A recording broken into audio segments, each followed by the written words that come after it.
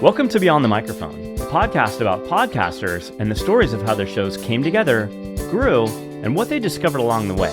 I'm your host, Adam Baruh. So as we get into our interview here today, I'd like to talk a little bit specifically about Descript and how much it has been a game changer for me as a podcast producer managing 4 podcasts.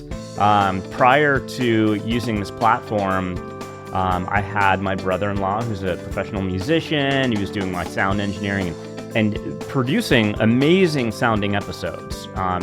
He would inject background music and everything sounded amazing, like super high production value. But I wanted to pay him a fair, compensation for the work he was doing, and it was fairly expensive. So, over time, I kind of felt like it wasn't going to be entirely sustainable. And then we found out about Descript.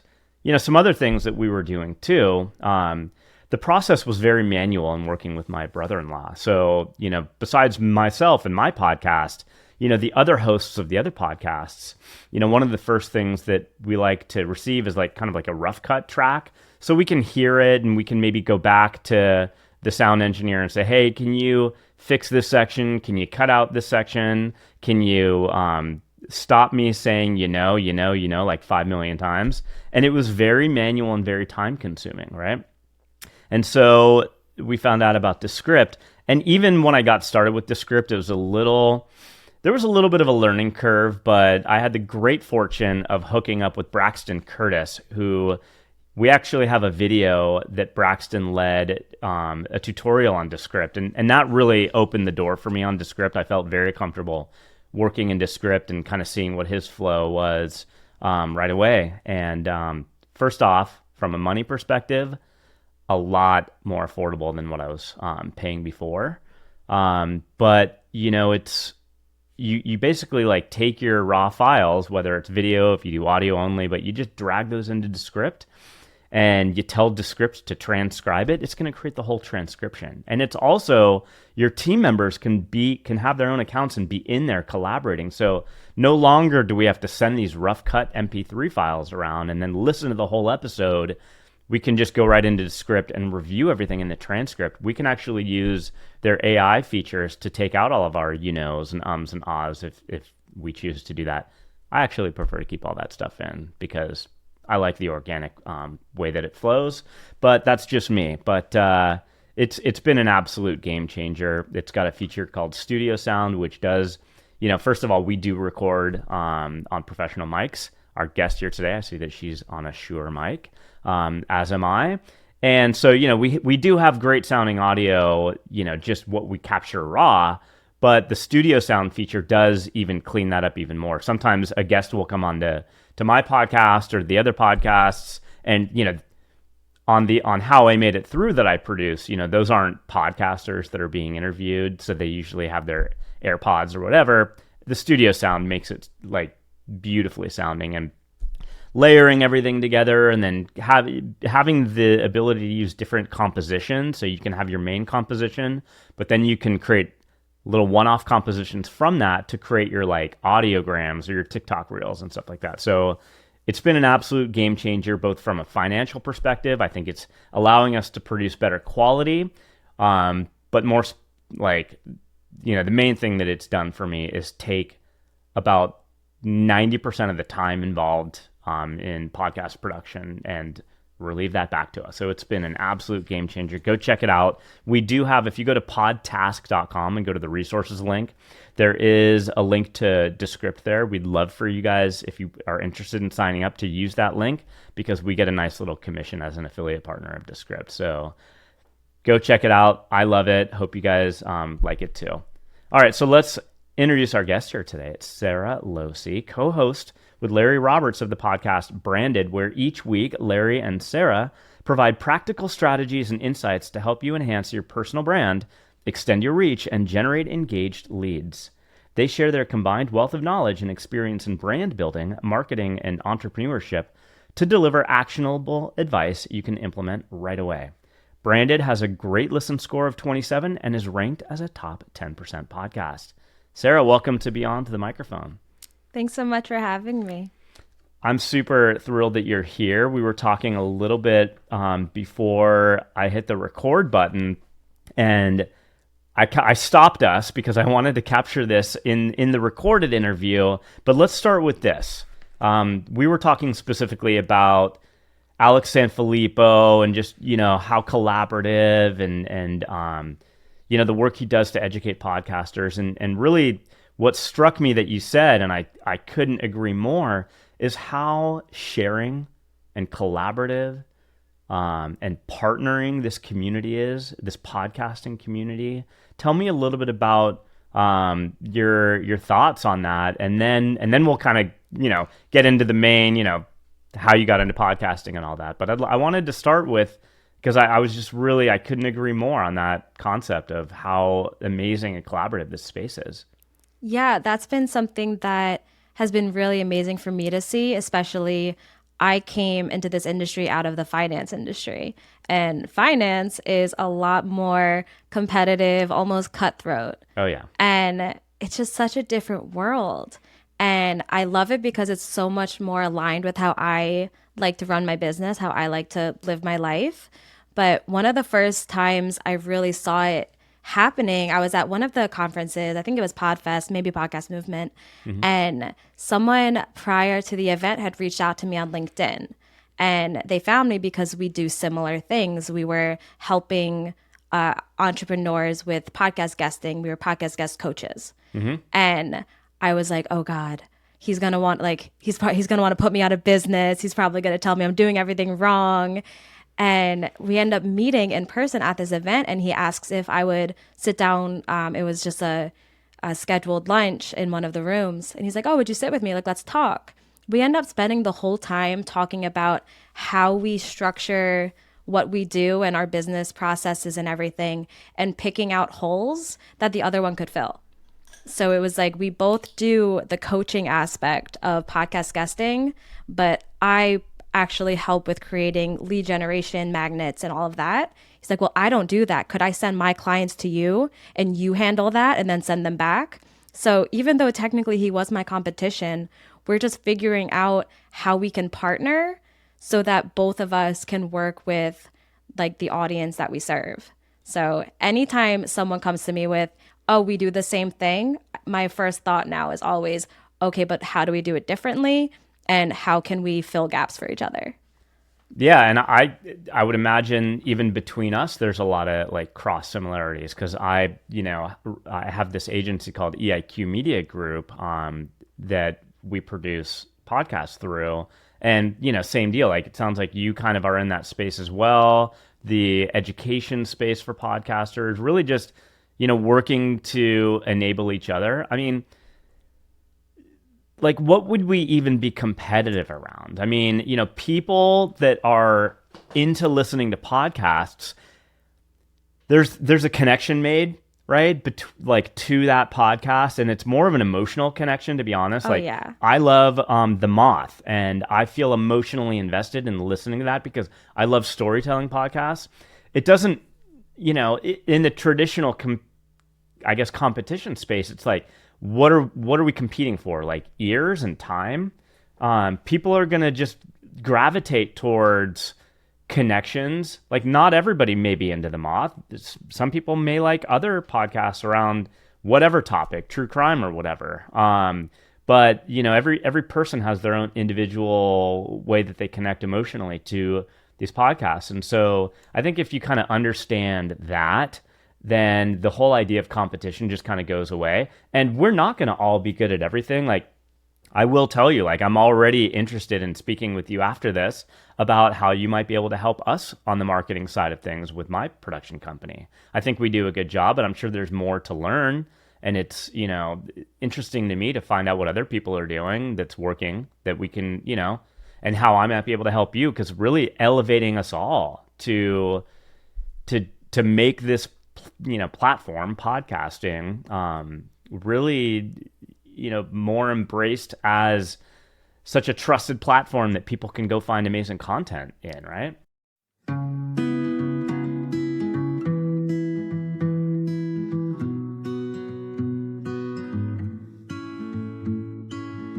Hey Hey there, fellow podcasters. This is Tori Barker of the Creative Visionaries podcast, and I'm excited to introduce you to Podtask, the all-in-one platform designed to streamline your workflow and take your show to the next level. If you're tired of feeling overwhelmed by the tasks required to manage your podcast, then check out Podtask, where you can easily streamline your podcasting process and simplify your workflow. Say goodbye to the stress of managing multiple tasks and deadlines, and hello to a more efficient and productive podcasting experience. And it doesn't just stop there. Podtask also offers AI-based marketing tools that give your podcast a competitive edge. As a fellow podcaster, I know from experience how important it is to have a reliable and efficient tool like Podtask to keep you on track. It helps save me so much time in post-production, which allows me to focus on what really matters, creating great content for my listeners. So if you're ready to take your podcast to the next level, head over to podtask.com and sign up for a free forever plan and get started today. Yeah, when I launched my company, like I said, I came out of the finance space and I was producing a financial literacy podcast, and that's how I fell into podcasting. But as a producer, I was having guests on that didn't do a great job, and I either didn't want to release the episode, I didn't release the episode, or I was just like, I have nothing else I can release, I kind of have to. Or I was sending my host to go guest on other shows, and the host didn't do a great job. So I was seeing kind of where people were struggling. And when I launched my company, I did it almost as a favor to other podcast producers. Because if I can help create better guests and even create better hosts, then that will improve the industry overall, because it's all intertwined. So, and if I can teach one person how to do something better, and then they teach it to somebody else, and then they teach it to somebody else, it has this whole butterfly effect. And then everyone can put out a little bit better of their content. And like, that's not a competition for me. That is like, things are being done better. Rising tides raise all ships, whatever it is that they say, the super cliche thing. But that's like what I wanted to do, was just get everybody to be doing something a little bit better, so that like we're all serving the same audience. It's just people. Yeah. And if people are going to listen to us, we should be giving them as best of content as we possibly can. So I'd rather help improve all of that content than I put out really great content and you guys just fend for yourselves. Totally. And that's an interesting space. I haven't really kind of heard about guest coaching, so we're going to get into that, and I want to know more about that. But let's kind of go back a little bit. You talked about a little bit how you got into podcasting. I'm going to read what I pulled from your profile in Podmatch, because I think this is pretty fascinating. In 2021, I accidentally got booked as a guest on the acclaimed financial podcast, Stacking Benjamins, not to share my insights and wisdom about money, but to tell a story about a really bad tattoo. Somehow the way I was guided to tell the story made me see the value in it, and now I share it openly on podcasts and stages across the country as proof that even stories that seem trite can be invaluable when told well. So I'm really curious about that, and I'd love to give you the platform here to tell that story. Oh, goodness. I really got to take that off my profile. So what's the rating of this show? Is this the rating? Like you PG? You can speak anything here. This okay. is the rating is whatever you want it to be. In the FinCon community, which is a financial marketing media conference, I am known as the girl with the penis tattoo. Okay. I went on a solo trip to Ireland when I was 21 or 22, and I asked for an airplane tattoo to commemorate this big adventure I went on. Oh, no. It did not look like an airplane. It looked like a penis. Oh, so no. I was at Podcast Movement in Nashville in, I think, like 2021. And Joe Saul-Sehy of Stacking Benjamins was there. And I was in the finance space. The host of the show I was producing was finance, and I wanted to get him on Joe's show. So I casually stalked him for 3 days. And when I say stalked, I don't just mean like, oh, look, there he is, let me talk to him. Like, I stood at a cocktail table hiding behind a book I pretended to read. Like, I should have gotten a restraining order against me. It was that bad. But I finally find him and I'm able to talk to him. And I think I yelled at him on accident instead. I'm just like, Joe Saul-Sehy, if I don't get my host on your show, I will be fired. And instead of calling security, he sits down with me and to have a conversation about how to get my host on his show. And after I pitched this, like, he's a finance expert, financial planner, he has all of these designations, like XYZ after his name. Can he be on your show? He's like, no, I don't need an expert. I want someone with a cool story. So I think I like had a stroke or something, because what I said next was, do you want to hear about the time I got a tattoo of a penis while I was in Ireland? And I don't think anyone would say no to that. Yeah. But what I didn't expect was for him to say, okay, you're on the show. Right then and there. Mm-hmm. Love it. So I end up going on, it's the first time I ever guested on a podcast too. And of course I started small with one of the biggest finance shows in the world. And I was like, this has always just been a story that I would tell at a bar, or like just a little, haha, I made mistakes. But he had me tell this story in a way that highlighted the impact that trip actually had on my life, which it was like a journey of self-discovery. It was me finding my confidence and going across the world by myself and being able to be self-sufficient. And I came back very dissatisfied with the kind of dead-end job I was at, the dead-end relationship I was in. And I ended up just quitting my job, packing up, leaving, moving to Texas. I doubled my salary within like a couple months, and just so many good things started happening because I just became more brave and more willing to take chances, because I never would have thought I could go across the world by myself, not know anybody, not know anything, and still manage to be okay and have an amazing trip, meet new people, make new connections. Some of them I still talk to. And that is how he had me tell that story. And when I listened back to it, I was like, wow, this is actually like a really great experience that I didn't even appreciate. So that was how things started to change in my mind. And I realized that a lot of us, when we say like, well, I don't really have a story, it's because we don't understand the kind of stories that are worth telling. Totally. And stories don't have to be traumatic or dramatic or sensational to have value. You just have to tell them in a way that really highlights what was happening and in your life and the changes and the experiences, because the connections that we make all come down to those shared experiences. So when we tell the little stories, the just like everyday successes and failures that we go through, they're going to relate with so many more people than our big triumphant stories that are newsworthy. 100%. Like what's resonating for me right now, just hearing you talk about that, is the word authenticity, right? And so, yeah, like, and that's probably something I struggled with as well. You know, back former Adam would fall into this, you know, pattern of thinking like, you know, I'm not that special. I don't have these like amazing experiences. You know, I've never like skydove out of an airplane into, you know, a stadium or whatever. Like, but you're right. It's awesome. No, I've not. Okay. I know someone that has, but anyway, you know, it's, you don't have to have these grandiose stories. Like what you said, people are looking for the shared experience. They're looking for that authenticity. They're looking for relatability and connection. And that's like a human thing. That's like the human connection thing. And I want to touch on, I'm taking like copious notes here. I want to touch on a number of things that you're saying.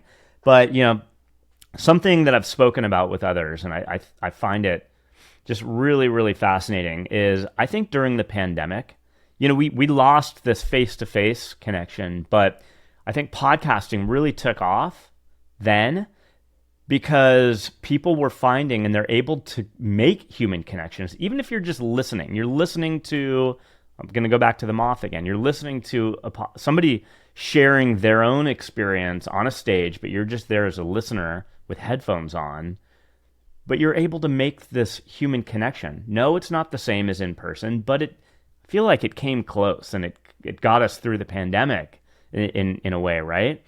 Tell me, just high level podcasting and this idea of like human connection in this age where perhaps with so many remote workers and just these diminished opportunities for face-to-face human connection, where does podcasting fit in there for you? Podcasting is so unique as a media, and it really is a driver of that connection. And I don't know the actual neuroscience or psychology behind it, but when you have a conversation that you're just listening to in your headphones, it almost feels like you're part of it. And then compare that to if you're watching a video of it. I mean, podcasting has become very heavily video, but I think the audio only aspect of it is still what's driving it. But if you're watching a video of people having a conversation, it's very clearly the conversation is between them. But when it's just in your headphones, you can't see anything. It's almost like you're listening into this conversation that you're a part of, and it makes you feel that connection.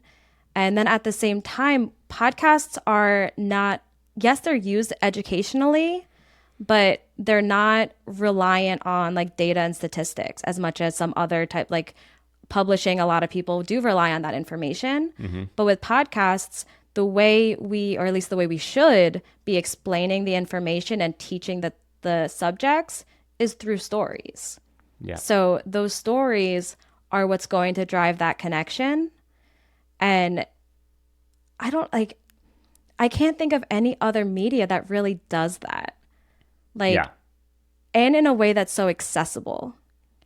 Anybody can have a podcast. All you need is a decent microphone.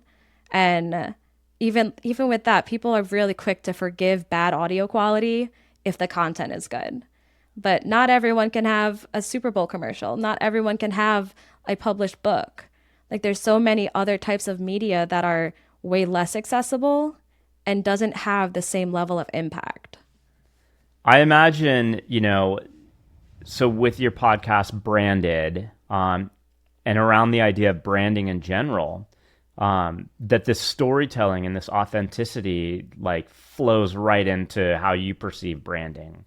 So tell us a little bit about your podcast branded and how it kind of supports this big picture, like everything that you're saying about the storytelling, the intimacy, the emotional connection. Yeah, our podcast is all about personal branding, but even thought leadership and content creation as a whole, and how we can put our personal brands out into the world.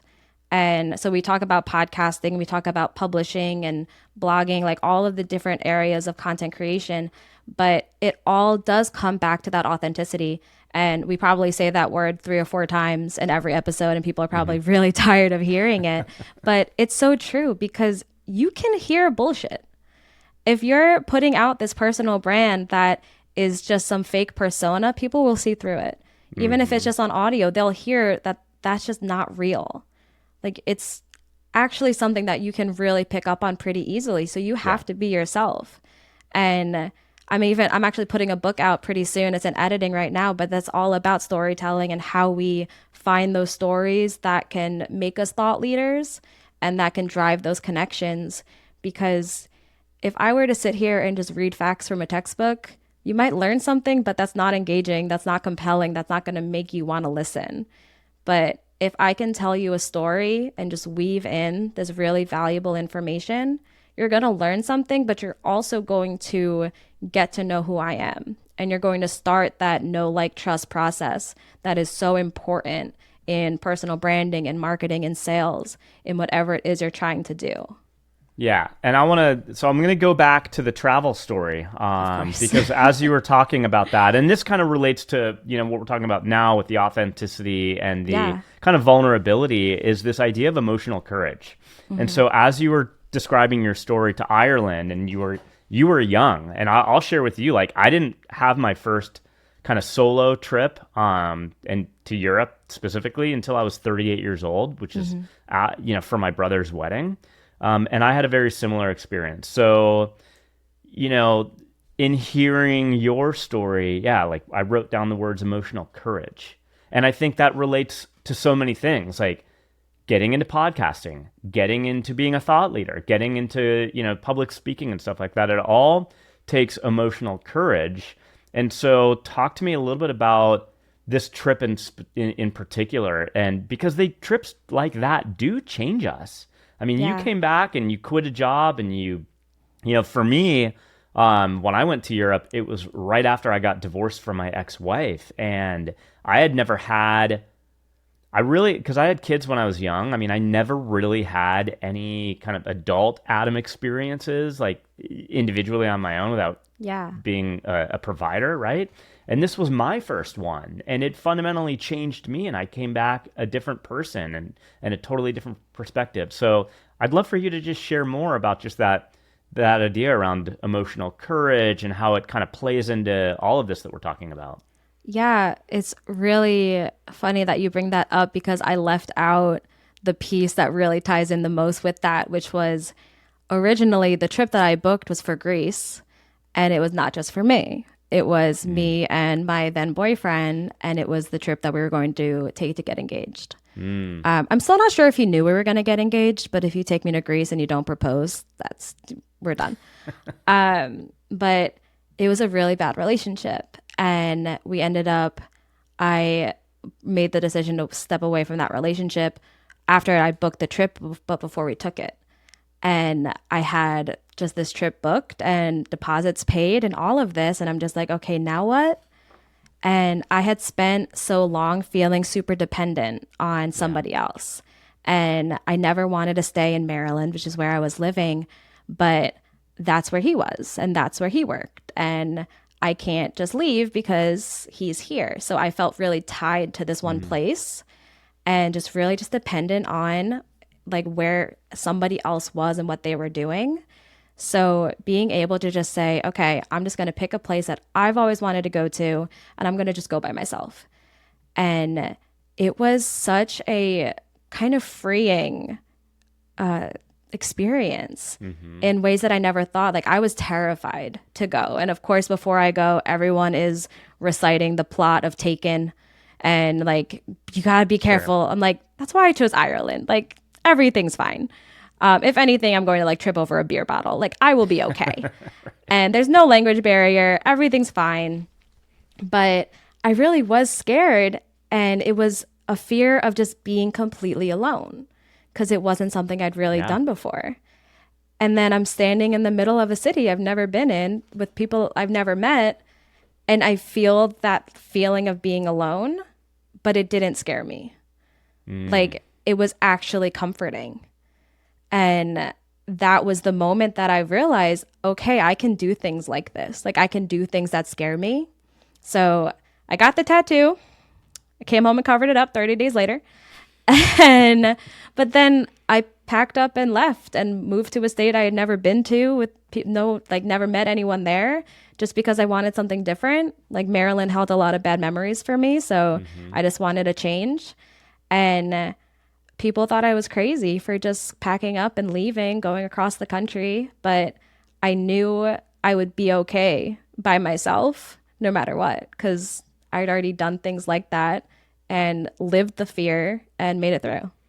Yeah, and it is scary. I mean, even for me, like I said, I was 38 years old, and I went to Europe for my brother's wedding, and this was probably 2 months after I split with my ex, and so a really, really emotional time, a really vulnerable time for me, a scary time.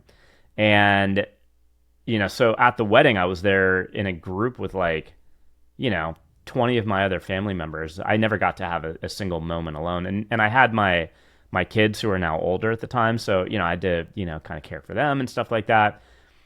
And the interesting thing is I had booked for my ex-wife to also come to the wedding, right? We didn't know that we would end up splitting a couple months before the wedding. So I had this ticket paid for. I'm like, what am I going to do with it?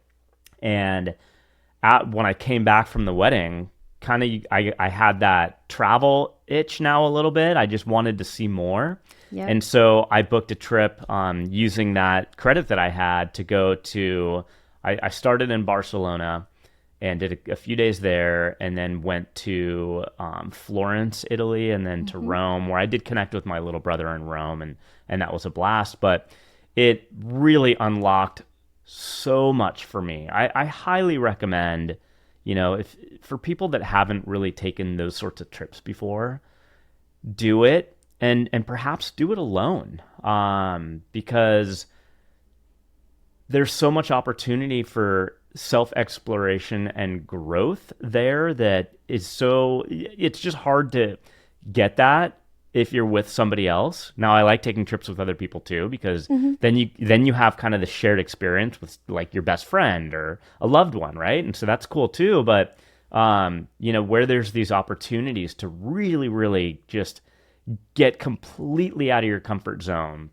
and explore the inner workings. Like, you find opportunities like, well, so what are some of my belief systems, and perhaps which of those are completely ridiculous that I've subscribed to my whole life, right? And, these types of trips are ways to explore that. So segueing into your podcast, getting into starting your own first podcast, which did I get this correctly that came after your guest appearance on Stacking Benjamins? Oh, yeah. When I was on Stacking Benjamins, I was still working for the financial firm. I just actually resigned at the end of last year and launched my company in January of this year. And me and Larry launched Branded in June. Okay. Yeah. So let's pretty recent. Let's stick with that, because let's kind of segue into the courage it took, in doing that, even because for most of us really that get into podcasting, it, there's a story behind it. There's perhaps a period of like self-exploration or growth. And for myself, I mean, coming from like an IT consulting world, I could never have imagined myself being in the podcasting space. It took a lot of emotional courage. It took a lot of vulnerability. And I imagine that you have a lot of those, shared experiences there. Definitely. And a lot of people don't know this. Well, they probably do now because I talk about it, but I'm actually really introverted. And I go to so many of these conferences and I have this like persona that comes out that is very bubbly and outgoing and extroverted. And it's authentic because I don't do it on purpose. It's just the piece of my personality that comes out at these events. But then I get home and I'm really quiet. So when people ask me like, oh, you have a podcast, you must be like really extroverted and love to talk to people. It's not really true, but podcasting actually makes it easy. Larry and I just literally an hour ago were doing an episode about this, about how with podcasting, really, I'm just talking to you right now. Like, it's actually a very controlled environment.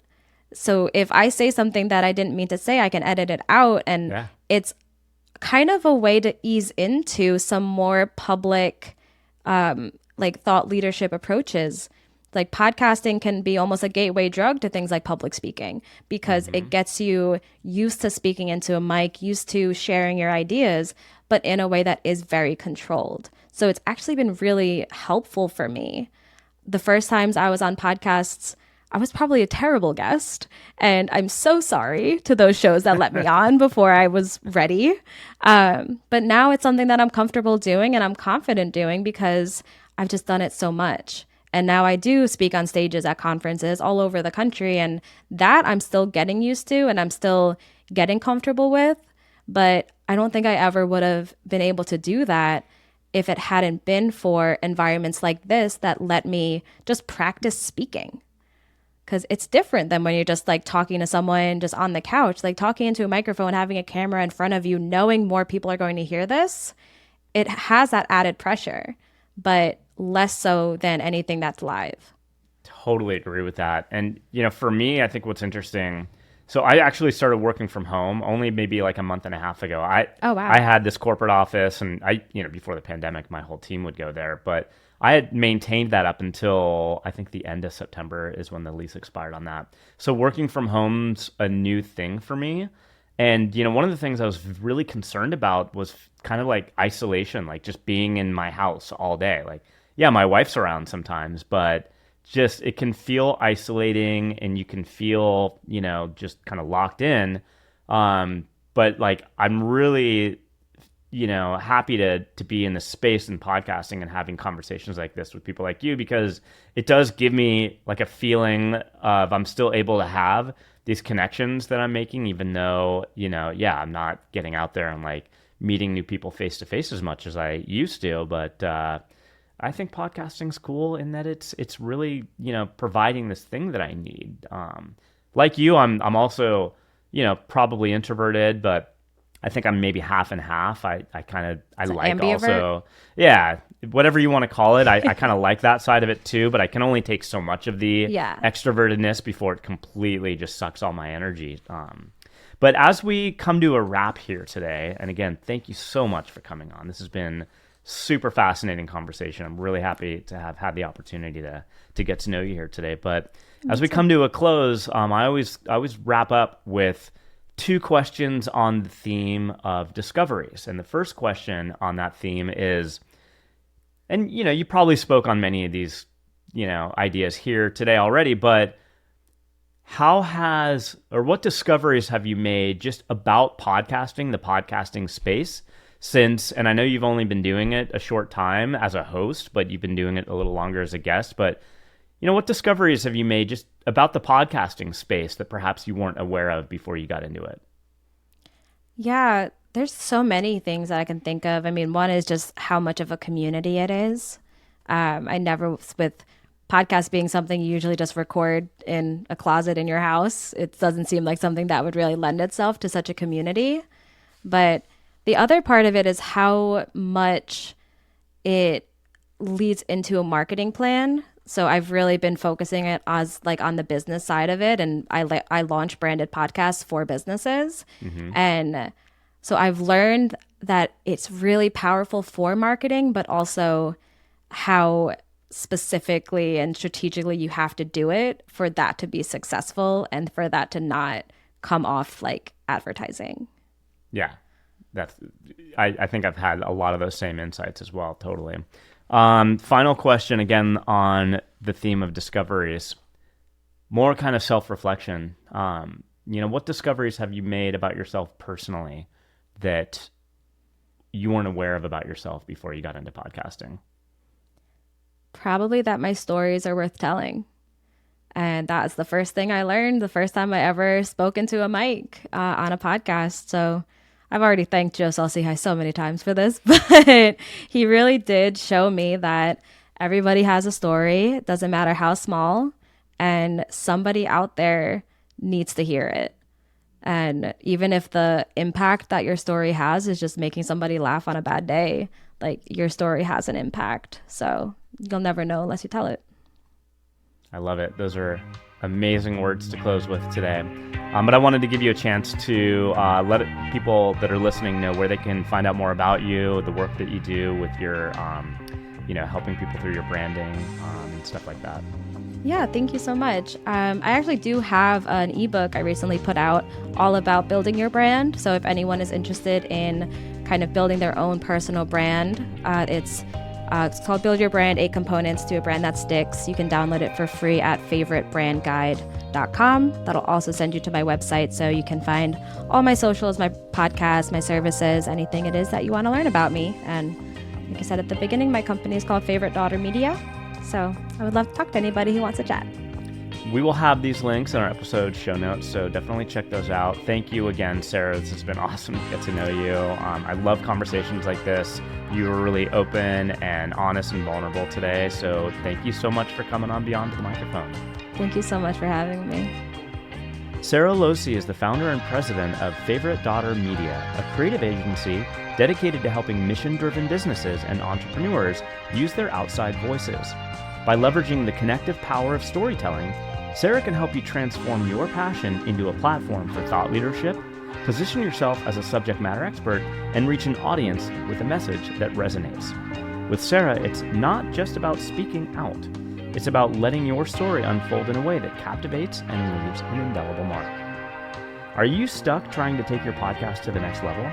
Do you need help with marketing or post-production? At EIQ Media Group, we offer podcast coaching, production, editing, and marketing support. Head on over to www.eiqmediallc.com to learn more.